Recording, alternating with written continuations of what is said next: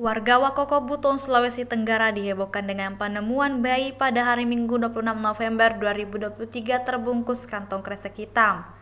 Berdasarkan unggahan Instagram Fakta Negeri, seorang nenek-nenek yang berjilbab kuning tengah memegang kantong kresek hitam. Selanjutnya, bapak-bapak berbaju putih merobek kantong kresek tersebut hingga terlihatlah bayi yang masih hidup di dalamnya.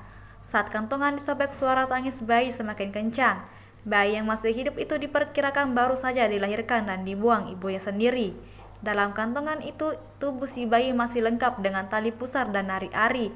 Bayi tersebut langsung dibawa ke rumah salah satu warga untuk diberikan pakaian tidak kedinginan. Polisi yang mendapat laporan langsung mendatangi tempat penemuan bayi dan mengevakuasi bayi ke rumah sakit umum daerah setempat untuk mendapatkan perawatan medis. Saat ini bayi tersebut masih menjalani perawatan di ruang bayi di Rumah Sakit Umum Pasar Wajo, ujar Kapolsek Pasar Wajo Ibtu Hardi. Sementara, pihak kepolisian masih mengumpulkan sejumlah bukti dan memeriksa para saksi untuk mengungkap kasus pembuangan bayi tersebut.